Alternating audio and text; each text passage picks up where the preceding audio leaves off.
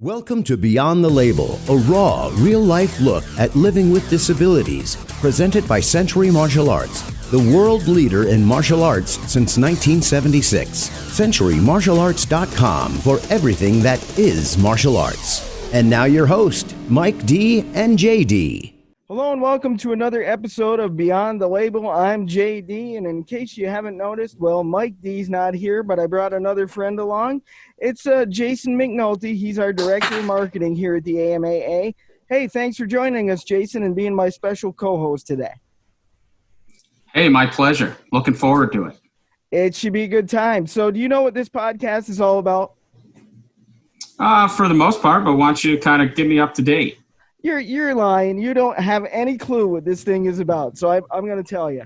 All right. So this podcast is a podcast about disabilities, and it's not your typical podcast about disabilities. We don't, tiptoe around the issues or do things like that. Basically, we just answer questions about disabilities in a straight up kind of manner. And those questions, well, they come from you, and I answer them as the guy with a disability. In case our audience doesn't know, I was born with cerebral palsy, but I hadn't let it stop me, and done all sorts of things and founded this organization. And so I thought today we'd talk about what it is like to be an employer of somebody with a disability, because I don't know if these folks know it or not, but you used to be my boss in another light. So I thought that'd be a great topic, because I know disabled individuals in the workforce, sometimes it's tough. I take it for granted because I live it every day, but what's your perspective on that? And that's what we want to touch on today.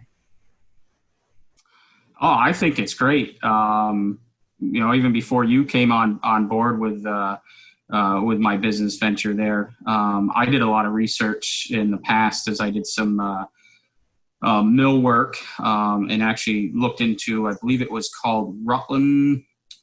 I can't think of the name off the top of my head, but that's all they did is they kind of linked up employers with employees with disabilities. Rutland Industries is actually what it was called.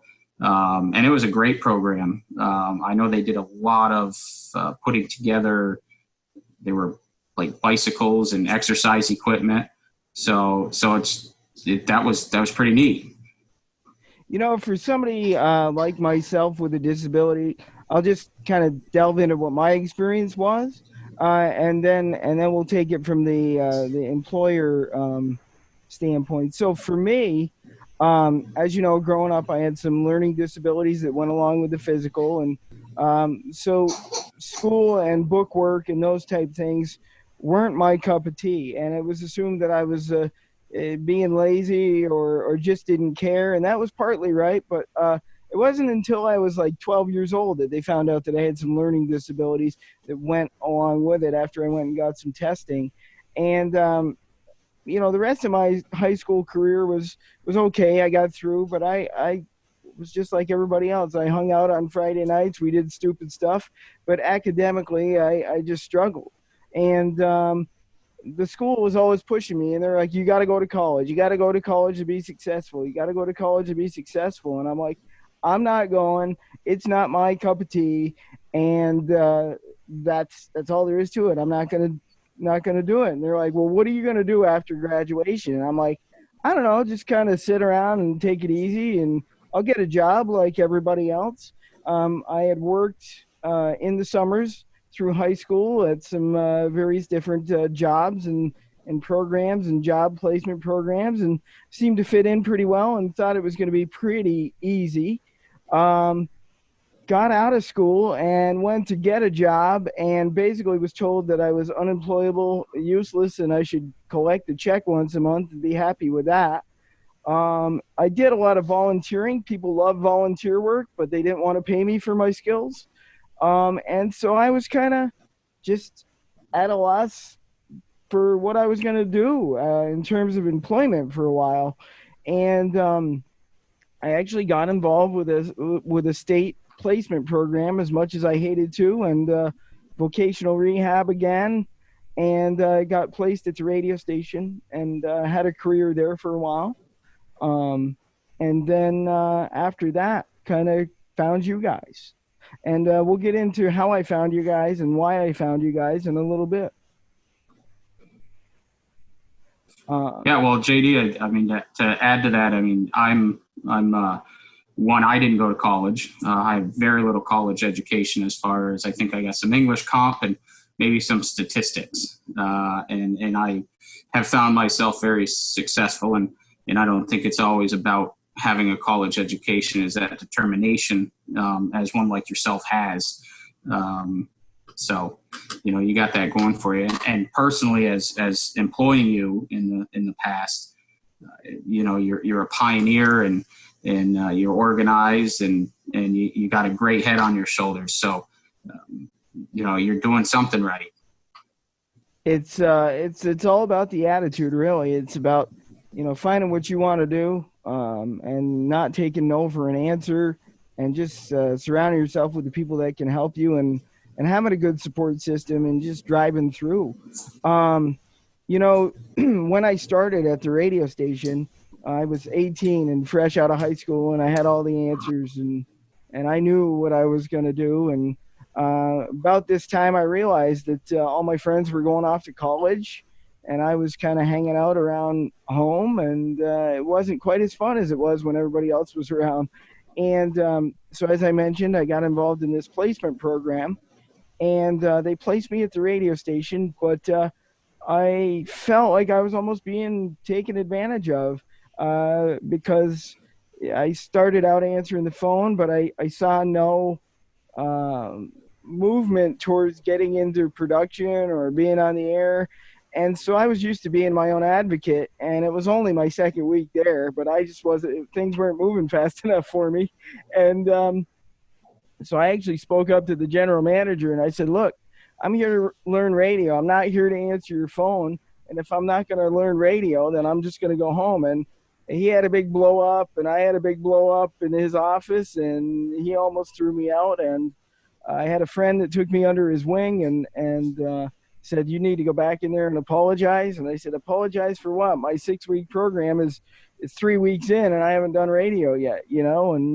And so I went back and apologized. And at that point, I realized it was time to grow up. And I used that time that I was at the radio station, those 4 years, as my hands-on college. And I soaked up everything I could and worked for as many hours as I could to learn my craft, and eventually worked my way into production, was the production director for 5 radio stations, and ended up being an award-winning copywriter and radio producer. And then from there, I met you guys, and that was about after a 20-year radio career. And the way I met you guys is kind of unique. Anything to add or any questions for me so far, Jay? No, I mean, like I said, obviously you use your career, and I myself, being in the construction industry primarily, I started when I was young, and again, I didn't go to college as well, and I used the experiences as an apprentice and worked my way up, and I used that as my education, and you know, you get knocked down, you get back up again. You know, that's how I learned, I guess. You learn by making mistakes. And you know, you move on from those mistakes and do the best you can, and keep a positive attitude, and look at where you're at now. Yeah, you know, and for me, so 20 years into this radio career, you know, I was comfortable there. They were comfortable with me. I was pretty much kind of running the show as a supervisor of that department. But the attitude and the mentality from management was like, oh, we're doing the guy with a disability a favor. You know, he needs a job, and quite honestly, he can't find a job somewhere else. And, you know, his wife works here with him, and it just works out. So he's going to put up with whatever comes his way. And he's just going to, you know, stick into it. Well, the management had turned over a few times since I had started, and so they didn't realize that I was actually the one that got my wife the job there when she was 15 years old. And so it wasn't because she was there that I was there. It was quite the opposite. And it wasn't because I couldn't find a job. It was because I enjoyed what I did. And I finally realized that it was time for me to show them that I could get a job, that I had the skills, and that I didn't, need to be there any longer. And so I took the jump, and I said, I'm done. 2 weeks, I'm done. I've got something lined up. You guys had an advertisement out for, you were looking for an administrative assistant. I had some experience doing that. And so I took it, and it by no means was it my strength, but I felt like I needed to jump out on a limb to prove to myself, to them, and all my doubters that I was a viable asset to the economy, and that I could survive on my own and make it. And so that's what I did. And for me, it was scary. I mean, I had grown up at the radio station, and so the jump was big. But going on with you guys was a good move because it was right down the street. I was able to make my hours flexible around the AMA, and that was really where my passions began to pick up. Was the AMA, and I wanted to focus more on it. And so you guys, by virtue of what you needed, it just seemed to work out. But it was scary for me going in there cold. It was, I knew you guys from town and things like that, but I didn't know you on the work front. And so I wonder, what was your recollection of that, or what were you thinking as an employer? Because I know that I'd known your business partner on a more personal level than I did you. And then eventually we got to just be really good friends, and brought you into the fold with this and things like that. But it's always interesting, everything I look at is from my perspective of a disability. So I'm trying to get that outside perspective. Well, that's you definitely made a leap of faith. I can only imagine, as making transitions, it's scary, and being in business for myself for many years, I've always led by example, I guess. I think there's a clear difference between a boss or a manager and a leader, and sometimes the two don't always relate. As far as looking at you with a disability coming into the workforce, I mean, first of all, I think it's great. I mean, you have a work ethic that seems to lack in a lot of other areas. And then as far as your disability, we all have disabilities. I'm probably one of the most unorganized person in the world. No. When it comes to stuff. I know, especially somebody who used to keep tabs on me, so we all have a disadvantage at one point or another. It's how you manage that disadvantage, and it's how you keep a positive outlook, and move on and keep the faith in what you're doing. I love the fact that I've been able to come to the AMAA, just as a business standpoint. I love what you're doing. Personally, martial arts, I don't have a lot of experience in. I think I took Taekwondo back probably when I was, I'd say probably 10 or so. And then after high school, we all get comfortable and may have packed on a couple of pounds or 10. But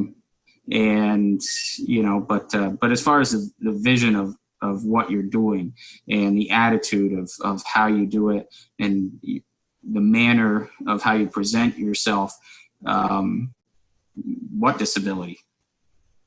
Right. And I get that a lot. And what I tell people is, I know that people are comfortable with my disability when they are helping me either into a vehicle or down the stairs, pardon me, into a vehicle or down the stairs, and they forget that I need the crutches. And they're like looking at me like, why aren't we going anywhere? It's like, hey man, if we're gonna move, I need those things. And they're like, oh yeah.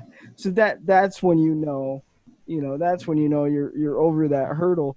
But what about things like liability and things like that? I mean, does that ever cross your mind as a business owner? And is it scary? Because I've heard that it is. I've heard some other people say, that they felt like maybe that was the reason that they didn't get jobs or things like that. What can you lend to that? On a liability standpoint, I guess that's a hard one for me because I don't see that. I don't pay attention, I guess, as probably as much as I should as a business owner of the liability standpoint. I guess I take it, one stride at a time. And if somebody's going to have a lawsuit against you, then, it is what it is. We do what we can to try to limit liability. I guess that's the protection of all of us. But, as somebody with a disability, I don't see that as an issue as far as a liability, because somebody that, walks on crutches or is in a wheelchair or is missing a limb, has just the amount of liability as somebody who, has all their limbs and walks on 2 feet, and, they can slip and fall on the steps just like anybody else can. So liability standpoint, I guess I don't pay much attention to that as much as, like I said, maybe I should, but I don't. And I always felt like it was even with the radio station and things like that, or other jobs that I've had, I always felt like it was a two-way street, and it's my responsibility as the person with the disability to communicate my needs and my abilities physically, to my supervisors. And I always felt like I tried to do that, in a pretty good manner, and I always tried to hope that I made, the employer comfortable. And I think for us as individuals with disabilities, it's important to remember to try to do that. It's a two-way street, team effort, I agree. I think one of the things as an employer, is kind of where you draw that line in the sand as far as, what capabilities does somebody have? And obviously we promote inclusion. So at what point do you hey, do you need a hand with that? As opposed to what point does somebody like yourself say, hey, could you give me a hand with that? I think that's the balance that a lot of people, and I think it's the lack of understanding of somebody with a disability of, for the most part, you're pretty independent, and when you can't, you need help, to ask. Right. And I think, first of all, before you go to, the workforce with a disability, I think you've got to be comfortable in your own skin and kind of know what your capabilities are, but don't be afraid to push the envelope a little bit, and don't be afraid to know that your employer is going to push the envelope a little bit. And when I talk about pushing the envelope a little bit, I guess, like I said, it didn't take long for us to strike up a good friendship, and it was kind of like you'd known me forever. But as I said, your business partner had known me for a while. He lived in town. He actually heard me do a motivational speech, and to this day, he says that's one of the reasons that he hired me. But I'm thinking of one instance, Jay, and we both couldn't stand it. But we basically we had to rotate in the office, cleaning the toilets, and so I had to put out a schedule, and your business partner was like, make sure you're on there because you're cleaning the toilets. And I said, well, wait, bro, because I told you in my interview, I was like, I'll do anything but clean toilets. He goes, yeah, but I hired you, and now that's what I need you to do. And I think it was actually pretty cool for me. I mean, a lot of people would be like, what are you doing? This guy's got a disability. It's obviously a physical disability. That's going to be hard for him. Maybe we should just pass him over. And to me, that was just pretty cool that I wasn't passed over. A lot of people would say, you got rocks in your head if you enjoy cleaning cleaning the toilet. But it wasn't that. It was just the fact that he didn't treat me any different than anybody else. And if everybody else was doing it, then he expected me to do it too. And to be honest with you, it wasn't as bad as it seemed on the surface. And that's probably one of the skills that I learned from working with you guys for a little bit, was how to clean a good toilet, you know. He always said that I used a little bit too much Clorox, but just wanted to make sure things were clean, you know. Hey, there you go. I'm sure Katie is happy with that. Oh, she loves it, you know, she loves it. But no, seriously, and I think from somebody that has a disability, like, that's important to me, that you know, I wasn't excluded or thought of any differently. Obviously, you know, he didn't put you in danger, and they would, you know, they would help me with what I needed, but I wasn't excluded. So I think for employers, I think that's important. As you look at your employee with a disability, I would say, you know, be mindful of their needs and capabilities, but don't be afraid to push them, because sometimes folks with disabilities need a little bit of a push. And at the end of the day, even though they're griping about it, they're going to appreciate the push. And you may open up a door for them in their life that ends up making living with their disability easier. So just don't be afraid of it. You know, that's what I would say. Yeah, I like that thought and that mentality, because, you know, as growing up, like you said, with a disability, everybody's the first to say, oh, he can't do that. You know, they can't do that. They can't do that. And to be pushed and treated like everybody else who can do that. You know, it may look a little different. I mean, let's be honest, but, you know, the end result is still there. So, you know, that's how you got to handle it.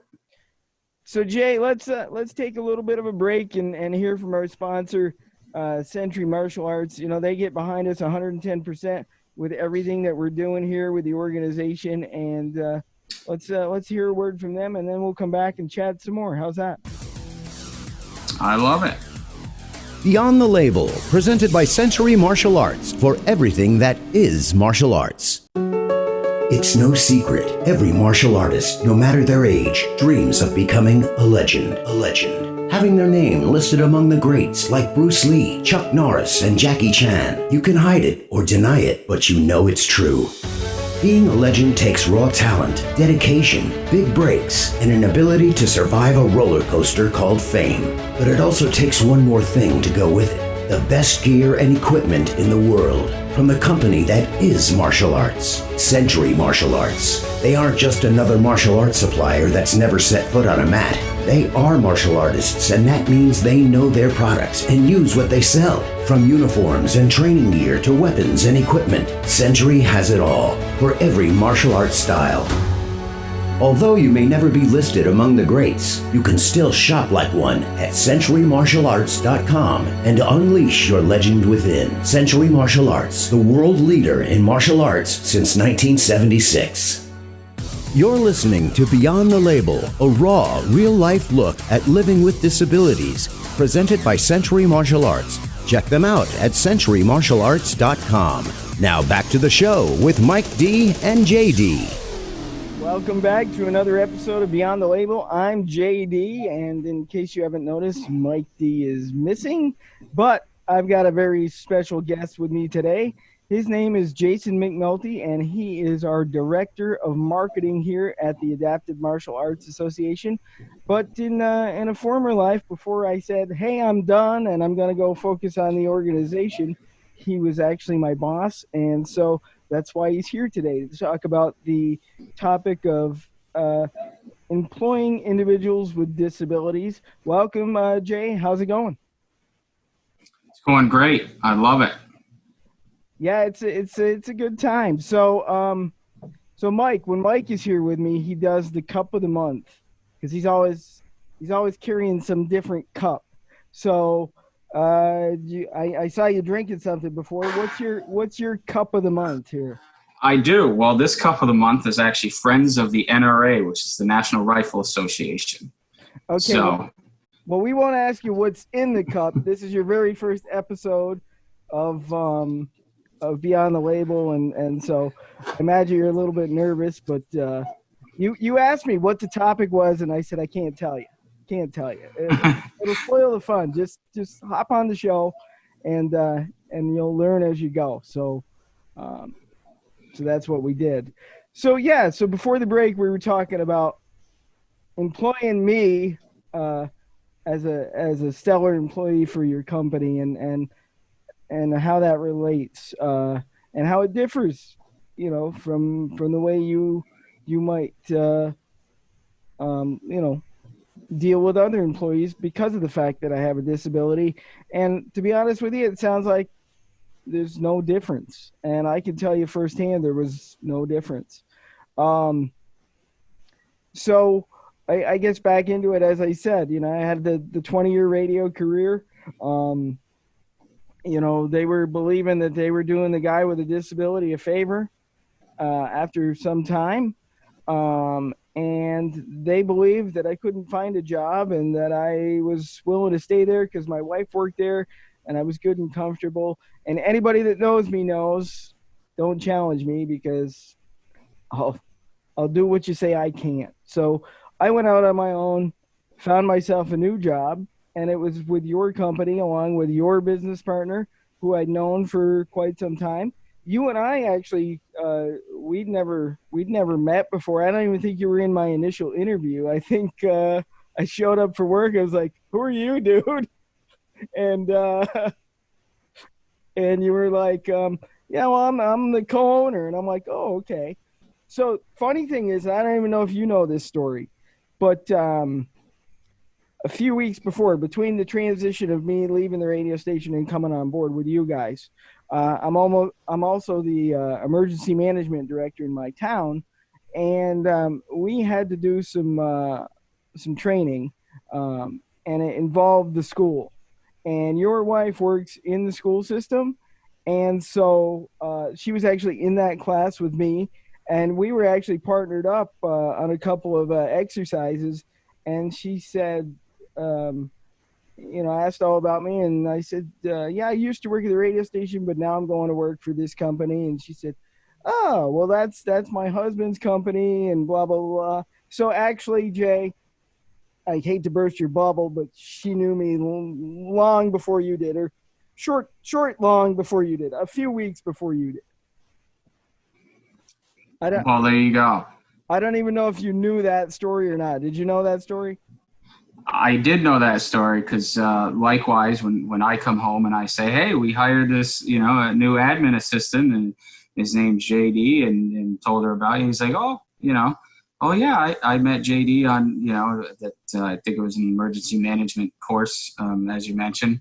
And kind of had a good giggle, like small world. And even as you mentioned, I might not have been in the preliminary interview.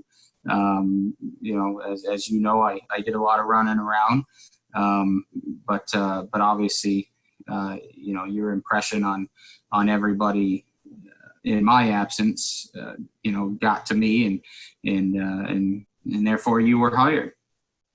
And it's no secret, Jay. For me, it worked out. It was great. It was less than a mile from the house. I was able to focus on the organization, but for me, grading myself as an admin assistant for you guys, I'd have to say I sucked. I mean, I got to be honest with myself. It was not my cup of tea. I did it, but it was just not my cup of tea. It was like, okay, well, enter these invoices into the computer. Okay, wow. You know what I mean? I was just, half of the time I was like checked out thinking about the AMAA and the next moves of the AMAA, and your office was like behind mine, so you had to walk by me every time, and it was like, it didn't take long for me to realize that like you were the kind of guy that you could stop and have a conversation with and ask a question to. And so I would find myself thinking about stuff off the clock, and I would say, Jay, what do you think about this? I've got this organization, and I want to do this with it. I don't mean to take away from your business, but basically I was telling you I really wasn't interested in your admin position, that this was really where I wanted to go with things. And you and your business partner were both very supportive of that. I think that you seem to support it more. And just, I think because you had the time to invest in it. And so we got talking about it, and one thing led to another. I mean, is that kind of how you remember it? Yeah, I mean, I don't think any secrets there were that your main focus was the AMAA. And I think we kind of knew that going in all along. Probably figured that this was a stepping stone, and not a career, but more of a job. It helped pay the bills and close to home, and gave you the schedule where you could focus on the AMAA.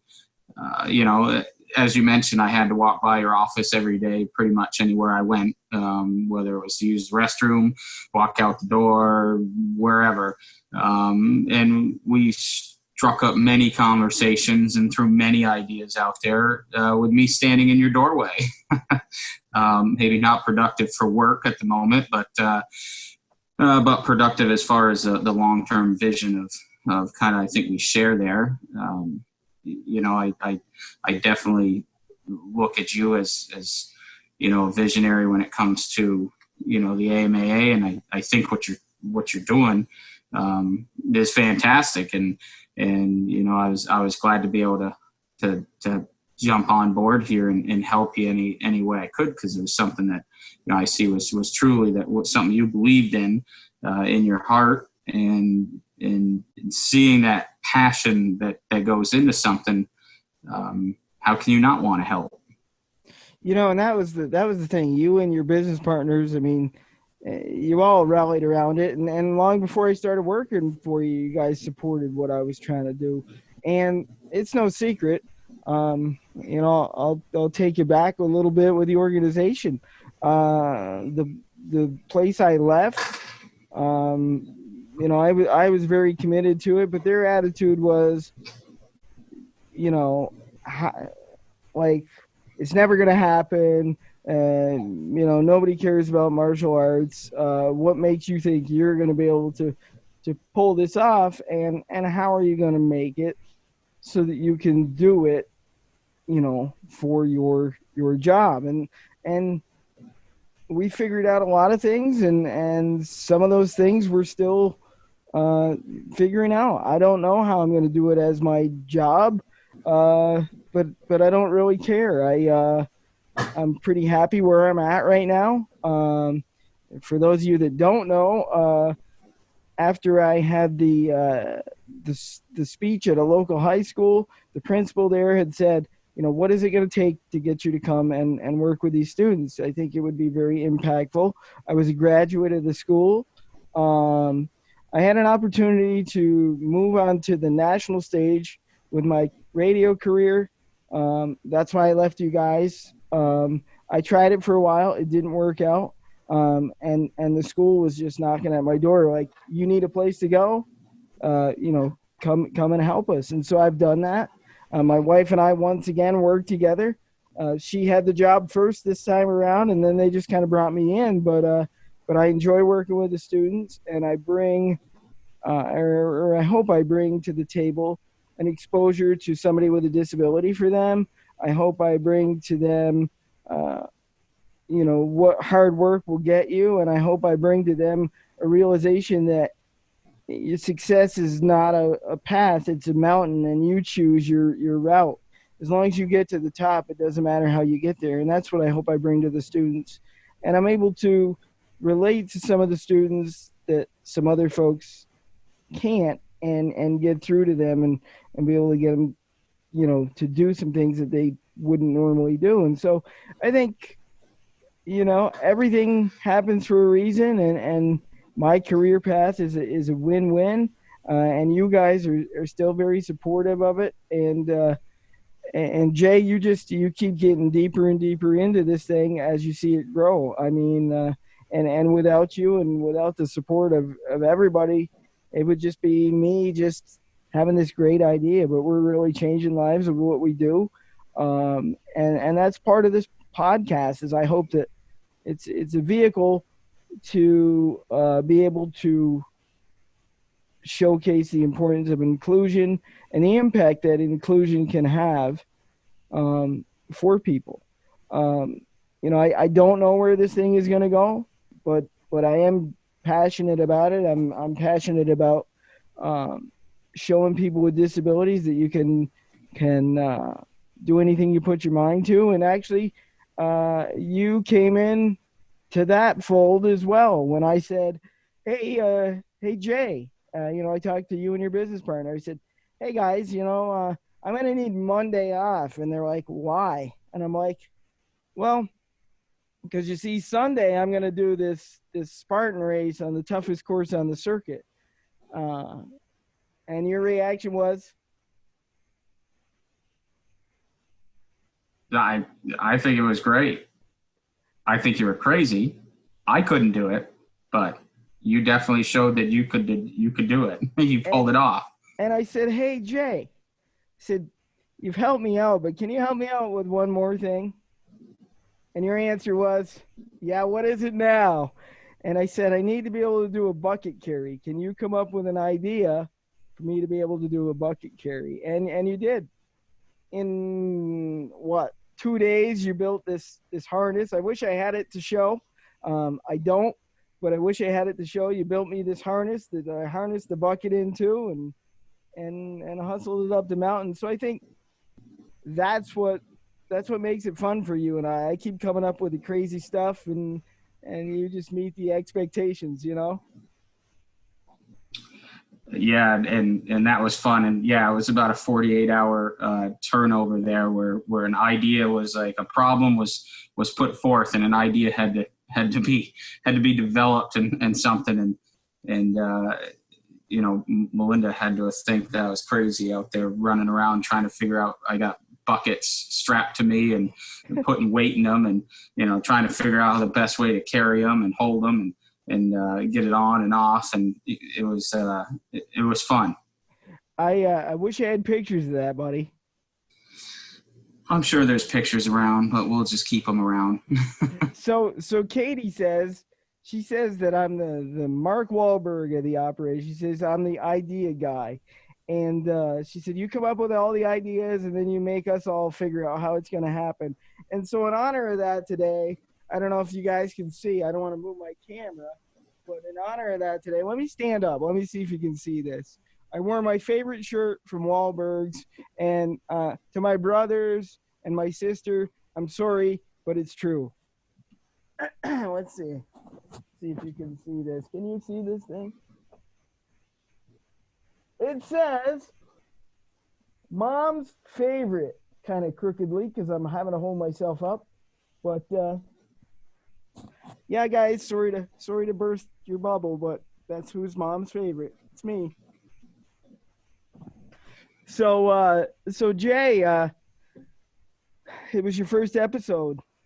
What did you think? Yeah. Well, first of all, do you have any advice for any employers out there that might be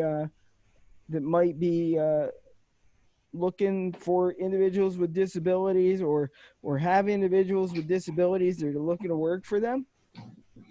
Yeah, I would encourage it. There's a lot of people out there that don't have a work ethic.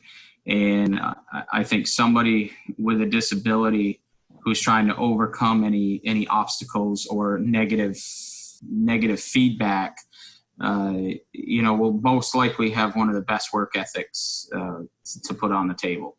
What you did for us, again, was a stepping stone, but you did it well. You showed up every day. It didn't matter if it was snow, sleet, raining, if you were sick, you were there. You put in your time.